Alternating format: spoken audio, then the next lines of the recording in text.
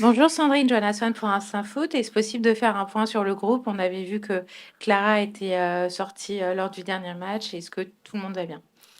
Bonjour.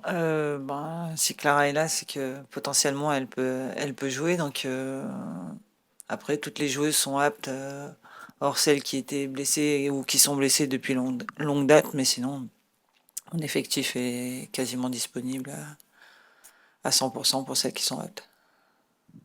Le Paris Saint-Germain a été éliminé. Vous êtes la seule équipe parisienne qui reste dans cette Ligue des Champions. Comment vous abordez ce match face au Barça? Est-ce que c'est un petit peu un match bonus ou vous allez quand même essayer de chercher absolument à prendre les 3 points face à cette équipe?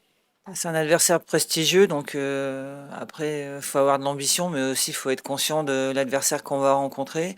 Après, le match, il est important dans le sens, aussi bien pour elle que pour nous, c'est d'être classé le plus haut possible pour avoir des adversaires, bah, pour elle, se qualifier directement et attendre les quarts de finale, et nous, et peut-être éviter des adversaires prestigieux, mais bon, à partir du moment où on est qualifié, j'ai envie de dire que on devra prendre l'adversaire qui nous sera imposé par les résultats.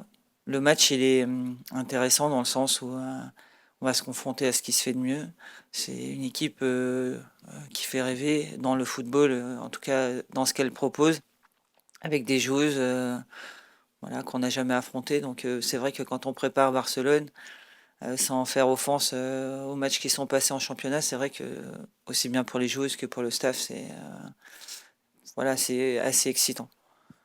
Comment vous évaluez justement votre parcours en Ligue des Champions? Si vous faire un bilan, même s'il reste juste un match, est-ce que en début de compétition, vous imaginez être à cette place? Vous aurez aimé peut-être un peu plus de points? Non, non, j'ai jamais eu comme ambition de jouer les 4 premières. Après, on s'était dit entre 5 et 12, et quand sur le premier match, on avait dit qu'on essaierait de jouer, en tout cas d'avoir le plus haut classement. Euh, Dans un coin de notre tête, on espérait être entre 5 et 12, mais voilà, on est un club qui est, on regarde toutes les équipes qui sont devant nous. Euh, on a un club qui a beaucoup moins de passé sur le plan européen. Beaucoup de mes joueuses découvrent la Ligue des Champions. Il reste très peu de joueuses finalement sur ces matchs-là qui ont découvert la Ligue des Champions, enfin, il y a 2 ans. Donc voilà, on avait comme ambition d'aller le plus haut possible. Euh, je trouve qu'on est plutôt dans ce qu'on souhaitait faire. Après, évidemment, on est ambitieux. Peut-être pas sur ce match-là. C'est un match un peu prestigieux, un peu, euh, on va dire, bonus. Mais j'ai envie aussi que mon équipe propose quelque chose. Donc après, évidemment, avec nos qualités, avec nos capacités. Mais voilà, après, ça reste un match de foot. On est allé jouer à Chelsea. Là, on vient de Valerenga. C'est des adversaires différents. Mais voilà, l'objectif, c'est avant tout de démontrer que le Paris FC peut lutter sur la Ligue, enfin sur le championnat, enfin sur la Ligue des Champions. Clara, vous êtes capitaine de cette équipe.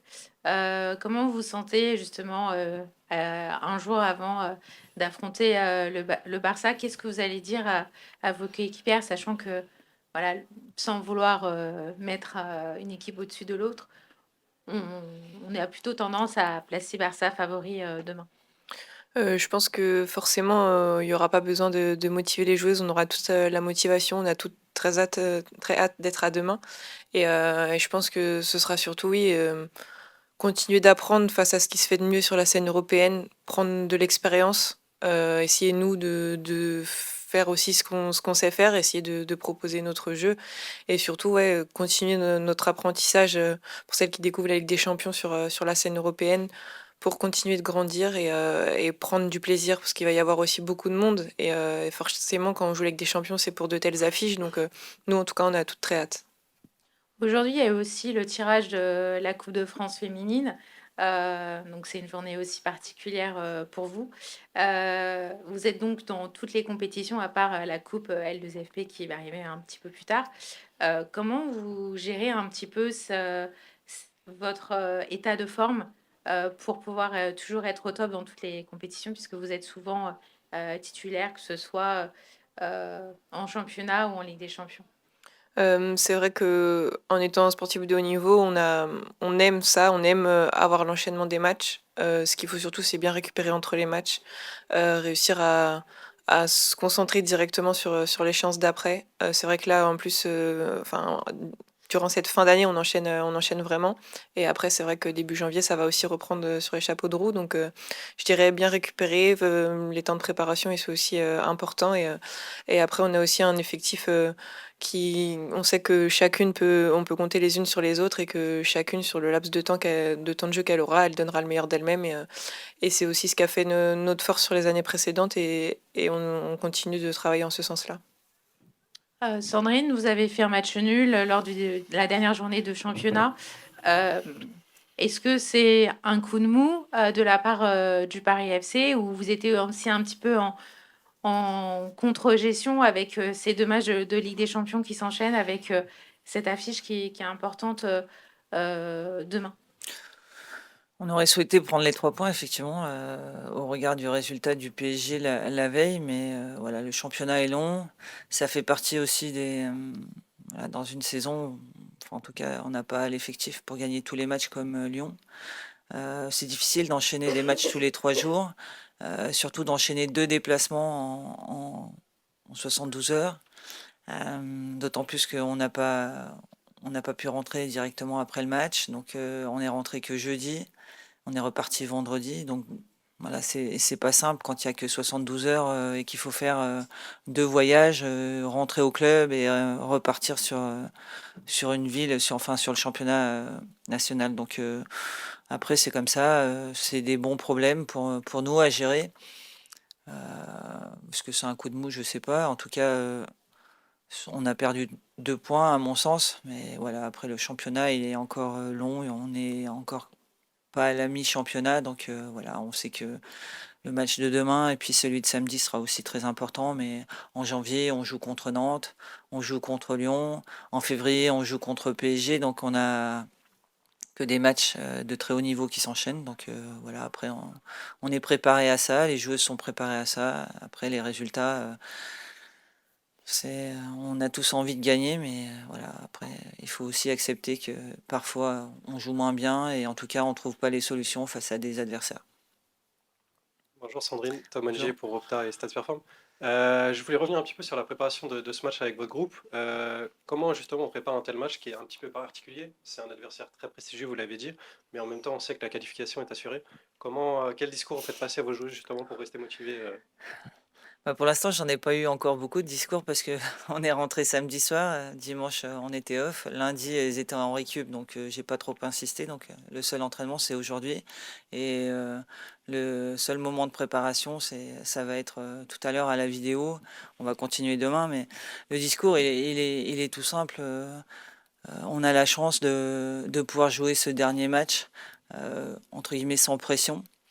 La seule pression qu'on a, c'est d'être à la hauteur de l'adversaire qui est très prestigieux. Donc voilà, nous, notre objectif, c'est de démontrer que on mérite d'être dans le Gotha européen, tout en se prenant pas pour Barcelone, Chelsea, Lyon et bien d'autres. Voilà, on est une équipe qui a performé, qui a eu la possibilité d'aller en huitième de finale et on veut montrer à travers ce match-là que peut-être sur des temps, on pourra rivaliser avec Barcelone. Mais voilà, nous, je pense que l'objectif, c'est de se mettre à la hauteur de l'adversaire.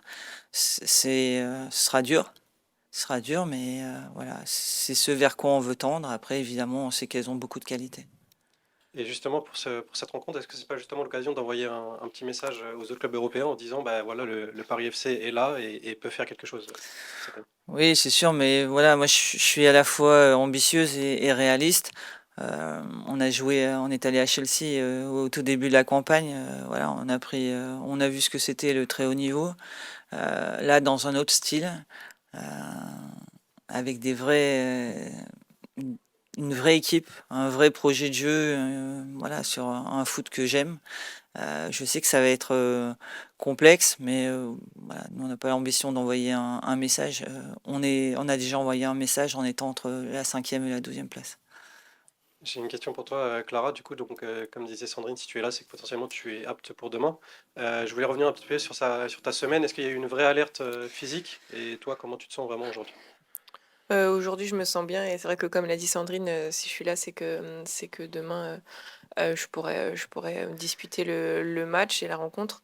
Hem, je dirais aussi qu'on est dans une période où il y a eu beaucoup de matchs depuis le début de la saison, donc je pense que des alertes, c'est effectivement possible d'en avoir, mais en tout cas, aujourd'hui, je me sens bien et il y a pas de problème. Et sur cette équipe de Barcelone, de par ton expérience, on a vu aussi le parcours de l'Espagne à l'Euro. Tu connais évidemment les grandes joueuses qu'a le Barça. Qu'est-ce qui te fait peur justement toi dans cette équipe?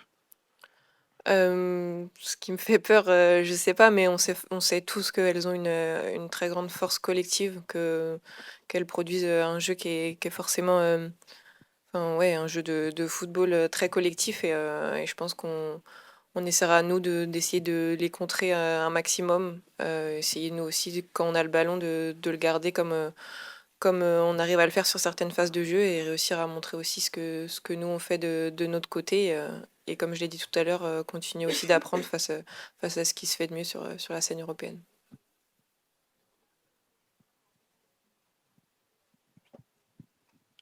On a plus de 10 000 personnes qui viennent au stade. Est-ce que vous avez un petit mot dessus? On est très, très heureuse que le match ait suscité autant d'intérêt. Forcément, on savait qu'une telle affiche, enfin, on se doutait qu'il allait y avoir du monde, mais voilà, qu'il y ait autant d'engouement, c'est vraiment super. Nous, ce qu'on aime, c'est jouer devant des stades remplis. Donc forcément, pour une telle affiche, on est très heureuse qu'il y ait du monde dans le stade. Et en tout cas, on espère que les supporters donneront de la voix et on a hâte d'être à demain.